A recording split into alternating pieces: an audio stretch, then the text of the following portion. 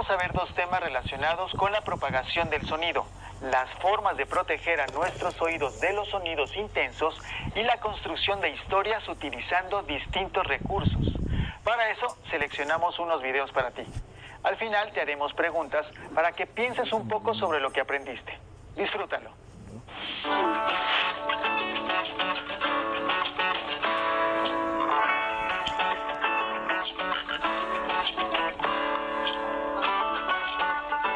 La propagación del sonido y la audición. Los seres humanos vivimos rodeados de sonidos. Podemos escuchar la caída de la lluvia, el canto de algunas aves, el sonido de una campana, de instrumentos musicales y hasta el zumbido de un mosquito. Algunos organismos, como los murciélagos, emiten sonidos que les permiten cazar y alimentarse, y las ballenas se comunican mediante una especie de cantos que se pueden escuchar bajo el agua y a grandes distancias. El sonido se genera cuando se producen vibraciones en algún material, aunque no siempre lo podemos percibir. Cuando un objeto es golpeado, vibra, y los objetos cercanos también, generando ondas que se propagan en el aire y nuestros oídos las perciben como sonido. Por ejemplo, cuando escuchamos a lo lejos el sonido de un tambor. Una onda es el movimiento periódico del medio en el que se propaga. Dicho medio puede ser gaseoso, líquido o sólido. Existen dos tipos de ondas, transversales y longitudinales. Cuando arrojamos una piedra al agua, se producen ondas transversales, ya que el agua vibra hacia arriba y hacia abajo y la onda se desplaza de forma horizontal, o sea, perpendicular, a la dirección en que cayó la piedra. Por otro lado, al jugar con un resorte, este y las ondas longitudinales se mueven horizontalmente, debido a que el resorte posee zonas cuyas espiras están más juntas, que son las compresiones, y en otras zonas están más separadas, son las zonas de expansiones. Los sonidos que escuchamos se deben a este tipo de ondas. Lo que escuchamos se debe a que las ondas sonoras se transmiten por el aire. También es posible escuchar sonidos dentro de los líquidos, como el agua, o a través de los sonidos, como el suelo. Por ejemplo, se puede escuchar el sonido al golpear una puerta, o un nadador puede escuchar el sonido cuando una piedra cae al agua. Si construyéramos un teléfono casero con dos botes y una cuerda, podemos escuchar la voz de un compañero cuando ésta choca contra un material elástico, como el fondo del bote, y le transmite sus vibraciones. A su vez, el fondo del bote las retransmite a la cuerda, y a través de ella llegan al otro bote, que también vibra. Así se transmite el sonido o la voz que el compañero escuchó.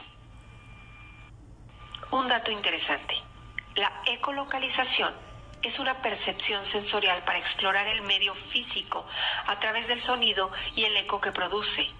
La rapidez del sonido en el agua del mar es de 1500 metros por segundo, mientras que en el aire es de 340 metros por segundo.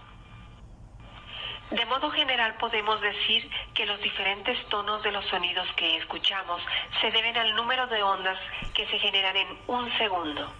Cuando el sonido es agudo, se produce un mayor número de ondas. Cuando es grave, el número de ondas es menor. La intensidad del sonido se mide en decibeles. Para la protección de las personas se han formulado regulaciones en el mundo que limitan el nivel en diferentes actividades que realiza el ser humano. La Organización Mundial de la Salud, o sea la OMS, considera 85 decibeles como el límite superior deseable. Un sonómetro es utilizado para medir la intensidad del sonido. El sonido es muy importante en nuestra vida. Podemos escuchar sonidos musicales y otros que nos advierten sobre algún suceso, como las alarmas de incendio o sismo, pero a la vez, debido a su intensidad y duración, algunos sonidos pueden perjudicarnos. Los niveles superiores a 40 decibeles y una prolongada exposición a ellos pueden provocar desde nerviosismo, falta de atención, mal humor y cansancio, hasta daños graduales al sistema auditivo, que pueden llegar incluso a producir sordera. Todos los sonidos que escuchamos viajan a través del aire y llegan a nuestros oídos en forma de ondas. Las ondas sonoras recorren el oído externo a través del conducto auditivo. Chocan en la membrana del tímpano, que se parece a la superficie de un tambor, y la hacen vibrar. El tímpano transmite esta vibración a los 3 pequeñísimos huesos ubicados en el oído medio, que son el martillo, el yunque y el estribo. Y de ahí al oído interno, donde la cóclea, que está llena de líquido, transforma la energía vibratoria en energía eléctrica, que es la forma final en que el sonido llega al cerebro. La ciencia y sus vínculos. El registro y conocimiento de los sismos es posible porque en 1904 México y otros 17 países se reunieron con el fin de crear la Asociación Sismológica Internacional. El gobierno mexicano decretó la fundación del Servicio Sismológico Nacional, SSN, el 5 de septiembre de 1910. Desde 1929, el SSN es parte del Instituto de Geofísica de la UNAM. Los sismógrafos registran temblores en el territorio nacional, principalmente en las costas del Océano Pacífico, en Veracruz y el Valle de México.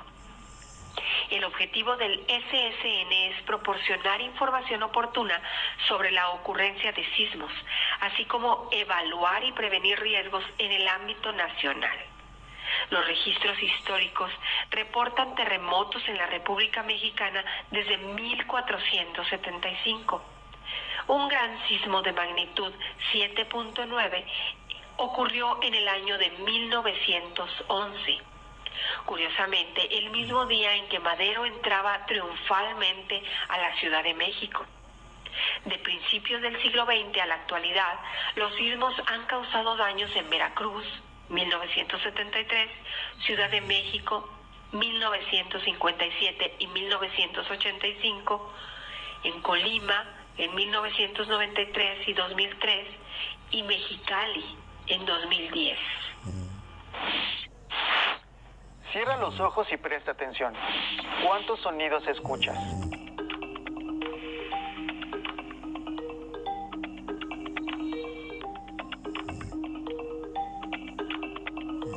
Yes.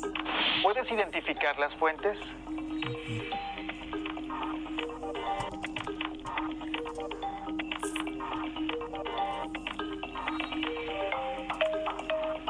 ¿Puedes distinguir los cantos de las diferentes aves a tu alrededor? En la ciudad también tenemos aves.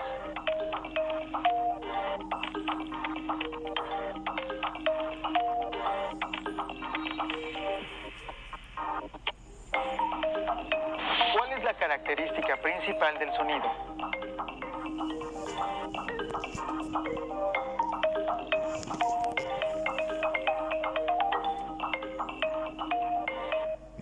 Dibuja cómo viajan los sonidos de una fuente hasta tu oído y de ahí al cerebro.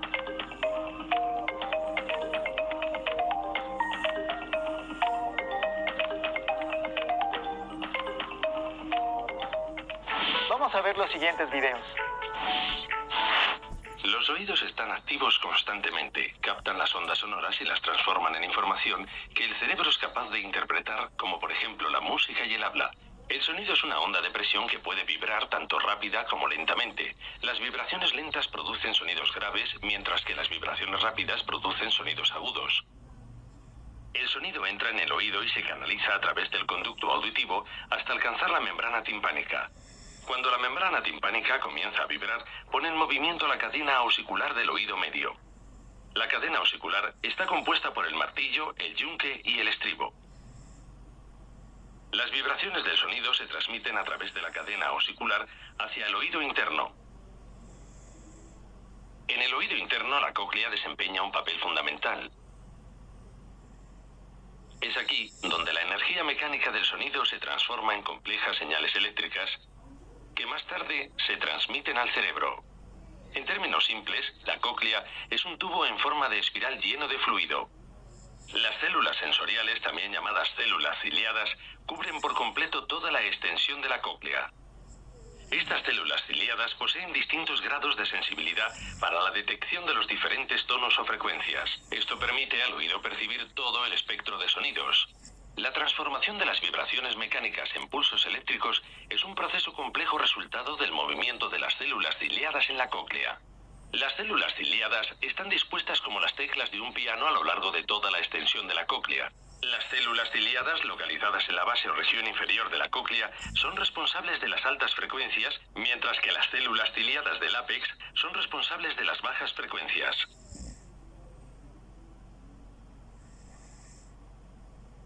Cuando el fluido de la cóclea se pone en movimiento, provoca a su vez el movimiento de las finas estructuras de la superficie de las células ciliadas. Estos movimientos causan diferencias de tensión que producen señales eléctricas que se transmiten a través del nervio auditivo hasta llegar al cerebro. El córtex auditivo cerebral interpreta esta información como sonido, por ejemplo, como música o como habla. Toda esta sucesión de eventos, incluyendo los distintos pasos que convierten las ondas sonoras del medio ambiente en información que el cerebro es capaz de interpretar, suceden tan rápidamente que las personas pueden oír el sonido al instante y de manera continua. En este complejo proceso, existen varios factores que pueden provocar que una persona experimente una pérdida auditiva.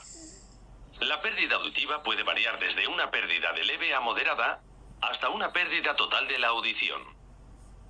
En general, existen 3 tipos de pérdida auditiva que difieren la una de la otra, dependiendo de la parte del oído que esté afectada, pudiendo ocurrir en el oído externo, medio o interno.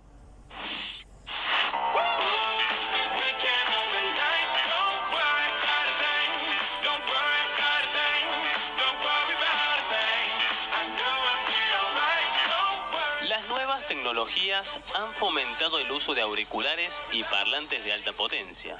Sin embargo, el uso desmesurado de estos aparatos puede dañar las células del oído. Según los especialistas, el daño auditivo por uso de auriculares está directamente relacionado con la presión sonora y el tiempo de exposición. Los auriculares se pueden usar. Están ahí, yo me los puedo poner. Ahora, ¿qué pasa? ¿Es conveniente o no es conveniente? Los auriculares se pueden usar a muy baja intensidad y por un periodo corto de tiempo. No es conveniente usar auriculares todo el día o usarlo en horas y a una intensidad elevada. ¿Qué pasa? Que es muy difícil decir, a ver, cuál es la intensidad que yo puedo utilizarlo. Es una intensidad, un sonido ya empieza a dañar el oído, ya empieza a fatigar el oído, ¿sí? A 40 decibeles y lo daña a partir de 80. 80 decibeles es una intensidad, para que nosotros nos demos cuenta, es mucho menor a un boliche bailable. Un boliche bailable está alrededor de 100 decibeles, 110. Ya estamos hablando ante intensidades nocivas para el aparato auditivo. Entonces, va a depender de la intensidad, del volumen, ¿no es cierto?, que lo estén utilizando y del tiempo de exposición. A mayor volumen, mayor tiempo de exposición, un sonido es más dañino. A menor volumen, menor tiempo de exposición, es menos dañino. Lo podemos usar, pero con mucha mesura, o sea, con mucho cuidado. Yo, en lo posible, diría, no lo usen. Si podemos prescindir del auricular, sería lo ideal. La Organización Mundial de la Salud ha advertido en repetidas ocasiones que escuchar música con auriculares a un alto volumen tiene como consecuencia unos negativos efectos en el sistema auditivo. Según diversos estudios científicos, en Argentina, alrededor del 10% de las personas que usa auriculares a un volumen muy alto experimenta pérdidas auditivas. ¿Qué sucede si nosotros no protegemos nuestro oído, no hacemos prevención, si no nos cuidamos y utilizamos intensidades altas en los auriculares, cuando estamos escuchando música, cuando estamos trabajando? A veces no solamente música, a veces son retornos de equipos, ¿no es cierto?, que se está utilizando. ¿Cuál es el problema? que provoca el estímulo intenso y por un tiempo prolongado, provoca dentro del sistema auditivo una lesión irreversible. Se produce un daño en el oído interno que es lamentablemente irreversible. A mí me da muchísima impotencia, mucha impotencia, me da mucho dolor ver cuando viene la gente joven con daños irreversibles en el oído, que desde la profesión nuestra, que nosotros abordamos toda la problemática, ¿no es cierto?, de la parte auditiva, fundamentalmente nosotros hacemos los estudios para que el médico diagnostique la patología, vemos que no podemos hacer nada, que no le podemos solucionar, no podemos darle solución a su problema debido a que ya es un daño irreversible. Me da mucha impotencia tener que estar equipando con un audífono una persona que lo podría haber evitado. Bienvenido sea el audífono, bienvenidos sean todos los aparatos para poder equiparar una pérdida auditiva, pero cuando la pérdida auditiva no obedece a causas, ¿sí?, que podríamos haberlas prevenido desde la salud, desde nosotros que somos agentes de salud. La exposición a niveles de sonido menores a 70 decibelios no produce daño auditivo independientemente de su duración, pero si este umbral sube a 85 decibelios por más de 8 horas diarias, puede ser un factor de riesgo para la audición. Aunque existen otros factores que intervienen en la pérdida de audición, bajar el volumen es el consejo más extendido entre los expertos. La intensidad es difícil, ¿no es cierto? Pero cuando uno está al lado de un chico que está usando, de una persona que está usando el auricular y vos estás escuchando por fuera lo que él está escuchando, ¿sí?, ahí está una intensidad, ahí le está dañando casi todo. Y si más se lo tiene muchas horas. O sea, lo ideal es usarlo periodos cortos y a volumen a una intensidad baja. ¿Cómo me doy cuenta? Que escucho lo que por el auricular, no tengo que hacer esfuerzo para escuchar, pero tampoco me tiene que estar molestando. Lo ideal es prevenir, ¿no? Yo, como agente de salud, yo hace 30 años que estoy en el Hospital Córdoba, por supuesto que es un hospital de adultos, y vemos adolescentes, o sea, atendemos a partir de 14 años, no atendemos chiquitos, pero sí a uno le da mucha impotencia como agentes de salud decir, no, el no cuidarse, el no protegerse, como después ya una vez que se perdió la función, y en casos cuando es irreversible,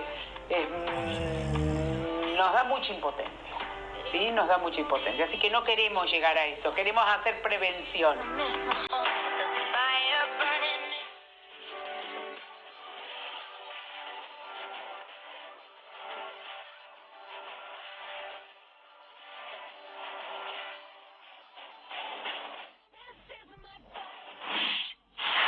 ¿Cómo se llama a la estructura del oído por la cual entran las ondas sonoras?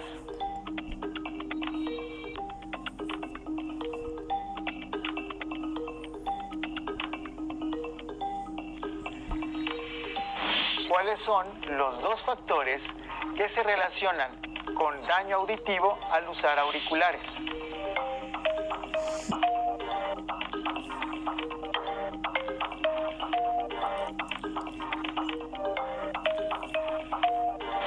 ¿Cómo los podrías evitar?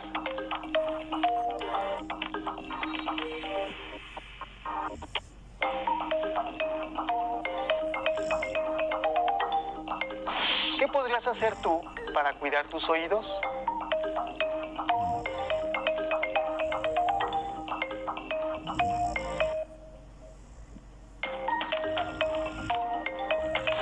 ¿Qué recomendaciones le harías a tu familia?